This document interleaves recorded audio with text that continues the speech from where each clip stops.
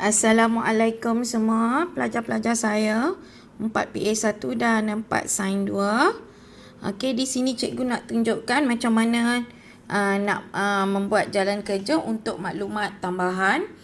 Yang pertama, okey, cuba kamu lihat soalan yang saya dah edarkan minggu lepas. Inventory pada 30 April 2002 bernilai 5720 pada harga kos dan 4680 pada harga pasaran. Jadi yang ini kita akan ambil harga yang murah sebab kita nak memaksimumkan keuntungan. Kita ambil harga 4680. Itu adalah inventory akhir. Inventory awal ada di atas ya. Okey, yang ini kita akan ambil kita akan ambil 4680.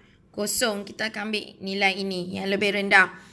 Okey, ada dua tempat kita kena bubuh sebab catatan bergu mesti ada dua tempat. Yang pertama kita akan letak dia dekat kos jualan.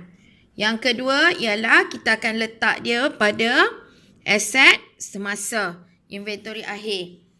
Okey, ada dua item yang kita akan letak. Satu di akaun perdagangan dan untung rugi. Satu lagi dekat penyata kedudukan keuangan. Okey, bagaimana hendak mengira maklumat tambahan yang nombor 2? Insurans adalah untuk setahun berakhir 31 Julai 20X2. Okey, cuba kamu semua perhatikan. Okey, kita perlu sediakan akaun perdagangan dan untung rugi pada bagi tahun berakhir 30 April. Jadi kita dapati bahawa insurans, okey, ini adalah garis masa. Cuba tengok garis masa ni. Okey, garis masa dia kata insurans tu akan berakhir pada 31 Julai 20X2. Betul. Okey, insurans akan berakhir pada 31 Julai 20X2. Tetapi jikalau kamu dapat lihat akaun perdagangan dan untung rugi ni bagi tahun berakhir 30 April 20X2. So, dia sampai sini saja 30 April 20X2. Okey, jadi apabila insurans tu kita hanya kira setakat 30 April saja. Okey. Seperti mana yang akaun perdagangan kata sampai 30 April saja dia minta. So kita hanya perlu kira sampai 30 April sahaja insurans. Jadi berapa insurans yang dibayar? Insurans yang dibayar berapa jumlahnya? Okey, insurans yang dibayar adalah sebanyak 2,400. Okey.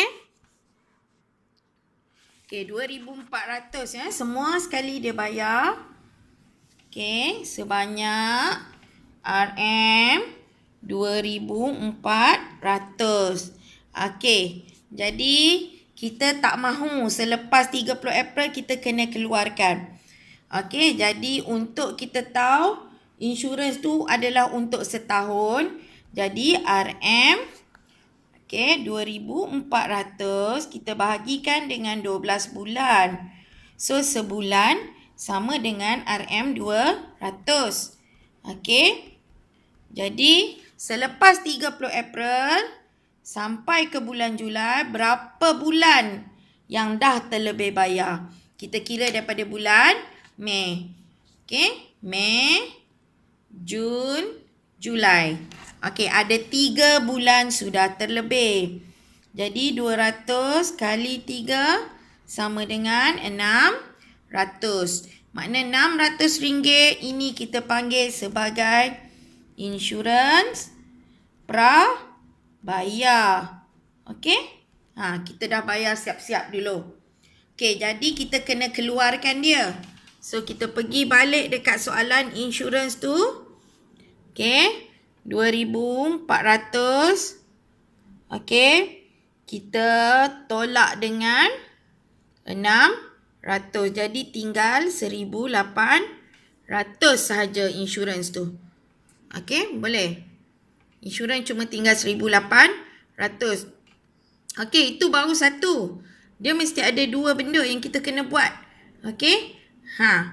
Okey, satu lagi ialah insurans ni nanti dia akan duduk dekat akaun perdagangan dan untung rugi. Okey.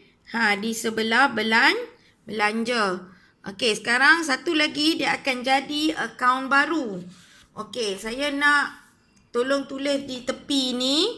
Okey, ada akaun yang akan wujud. Okey, akaun baru wujud. Okey, akaun baru. Yang pertama, lepas ni dia akan wujud insurans prabayar.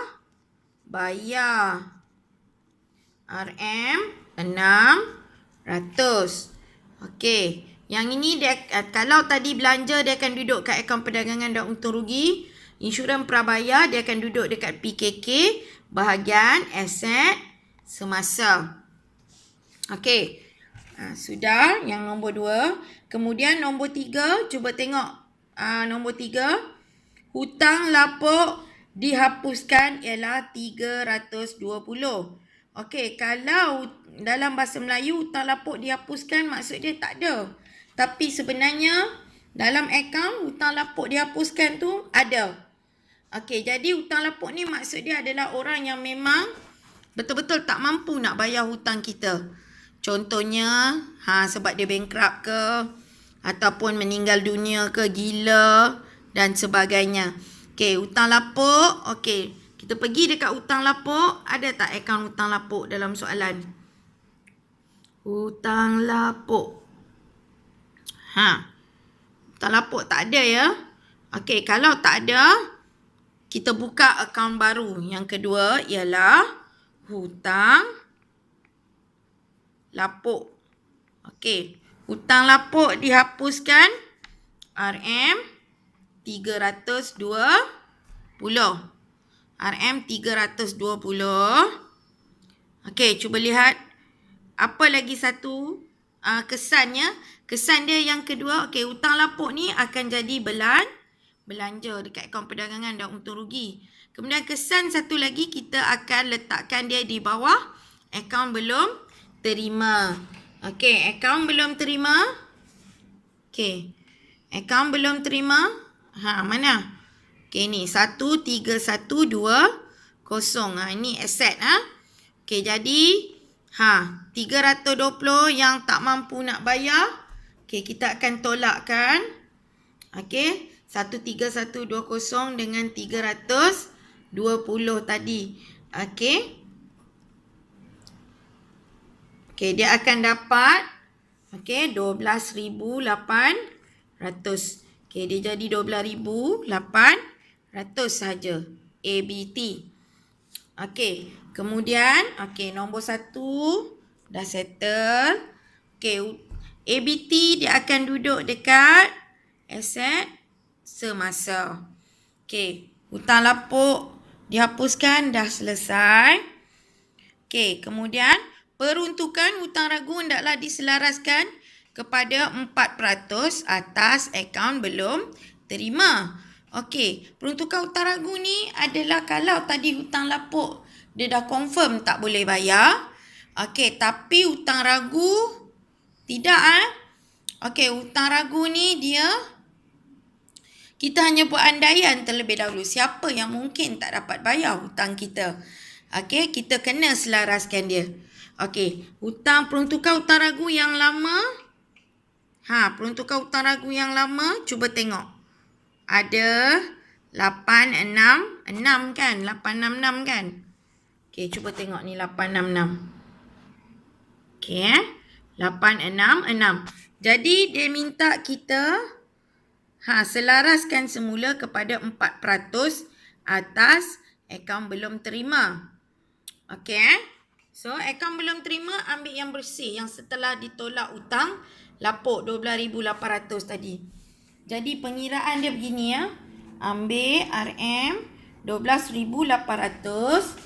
Kita darabkan dengan 4%. Okey. Berapa persen tu? Cuba darab. Okey. Okey, darab 4%.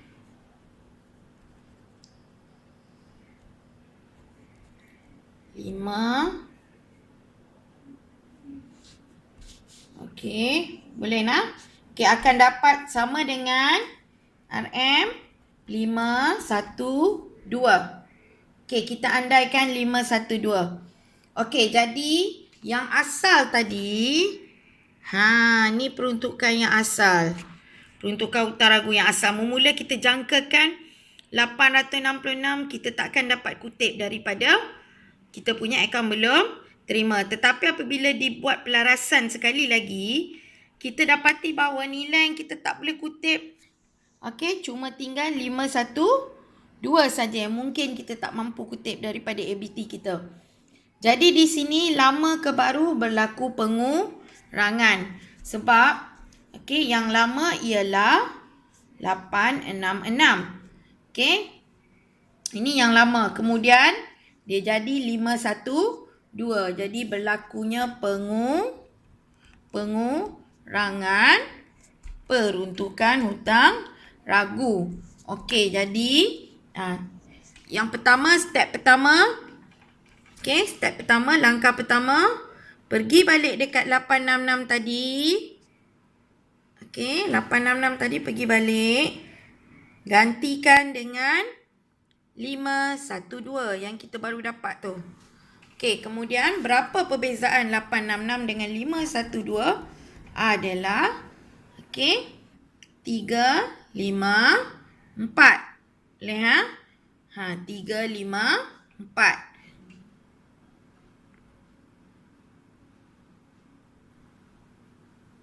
Okey, 354 sahaja. Okey, jadi perbezaan dia tu, 354 tu, kita wujudkan akaun baru, iaitu pengurangan peruntukan hutang ragu RM 354. Okey, 354. Okey, yang ini kita akan letak dia sebagai hasil. Manakala peruntukan hutang ragu tadi tu, kita akan masukkan, okey, dia sebenarnya akaun kontra. Tapi kita akan letak dia bawah AS sebab kita perlu tolakkan dia dengan ABT nanti. Okey. Okey, settle yang nombor 4 pelarasan. Kemudian angkutan keluar nombor 5. Angkutan keluar 250 telah tersilap rekod sebagai angkutan masuk. Ni pembetulan kesilapan, dia salah masuk rumah orang. Okey, angkutan keluar 250. Okey, tersilap rekod sebagai angkutan masuk.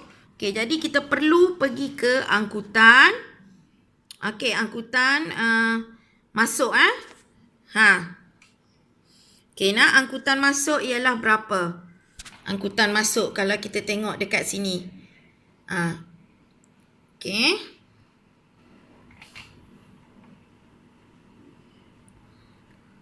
Okey, angkutan masuk 770. Jadi kita perlu keluarkan semula angkutan keluar yang tersalah masuk tadi. So apabila 770 ditolakkan dengan 250, okey, dia akan jadi nilai baru angkutan masuk adalah 520. Okey, angkutan masuk. So 250 yang kita tolak tadi, masukkan dia semula kepada rumah dia yang betul. So rumah dia yang betul ialah angkutan keluar. Angkutan keluar kita tambahkan semula dengan 250. Okey. So, angkutan keluar akan jadi, sekarang akan jadi 840. Okey, itu angkutan keluar. Okey. Okey, selesai. Okey, yang kelima. Kemudian, gaji belum bayar. Okey, gaji belum bayar pada 30 April. Okey, berjumlah 1340. Okey, maksud dia gaji ni kita perlu pergi semula kepada gaji. Ni merujuk pada gaji pekerja. Okey, nampak gaji tu yang di atas diskaun tu. Gaji adalah gaji sebanyak 9720 kan. 9720 ada lagi yang belum bayar pada akhirnya. Jadi 9720 kita perlu tambah lagi dengan yang kita belum bayar lagi sebanyak 1340. So jadi gaji sekarang sudah jadi 1160. Boleh ha? Gaji. Baik ya, gaji kita akan letakkan dia di kategori belanja. Kemudian satu lagi kita perlu buka akaun baru, nama gaji belum bayar. RM 1340. Yang ini akan duduk dekat liability semasa, dekat akaun perdagangan dan untung. Dekat penyata kedudukan keuangan. Dekat akaun perdagangan untung rugi, gaji akan duduk dalam komponen belanja.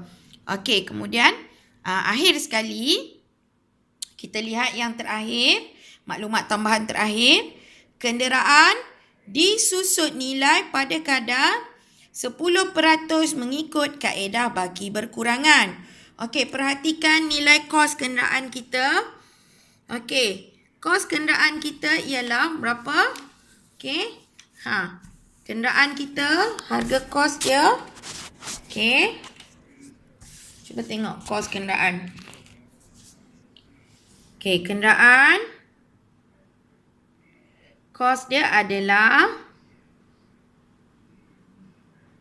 sebanyak 16,000. Kenderaan 16,000 kos. Untuk mengira susut nilai, kaedah baki berkurangan atau nama lain dia adalah kaedah nilai buku, kita perlu tolak dengan susut nilai terkumpul terlebih dahulu. Mari kita tengok berapa susut nilai terkumpul kenderaan. Susut nilai terkumpul kenderaan ialah 3200. RM 3200. Jadi kita perlu tolak terlebih dahulu. 16,000 ditolakkan dengan 3,200. So dia akan dapat 12,800. Barulah kita darabkan dengan 10% tadi. Kalau kaedah atas kos ataupun garis lurus, kita terus darab saja. Yang ni kena darab 10% dulu. So dia akan dapat 1280 RM. Ini adalah kita kena buka akaun baru. Susut nilai. Seterusnya, dah tak muat dah kat sini. Buka kat sini. Akaun baru. Iaitu akaun baru kita iaitu susut nilai kenderaan. Susut nilai kenderaan RM 1280. Yang ini kita akan letakkan kat akaun perdagangan untung rugi di bahagian belanja. Satu lagi. Kita pergi balik dekat susut nilai terkumpul kenderaan tadi. Yang nilainya 3,200. Kita tambah dengan susut nilai yang kita baru dapat tadi. So 3,200. Tambah dengan 1280. Jadi 4480. Susut nilai terkumpul sudah jadi 4480. Ini juga akaun kontrak, tapi kita letakkan dia di bawah ABS. Kenderaan juga ABS. Sebab kita perlu tolak nanti dekat kolom susut nilai terkumpul untuk dapatkan nilai buku kenderaan. Baik, semua pelarasan saya dah ajar. So, saya nak kamu susun item-item ni. Semuanya mengikut format yang telah saya serahkan sebelum kita cuti. Terima kasih semua. Kalau ada apa-apa soalan, tolong tanya sekarang. Lepas ni saya akan masukkan jawapan. Terima kasih.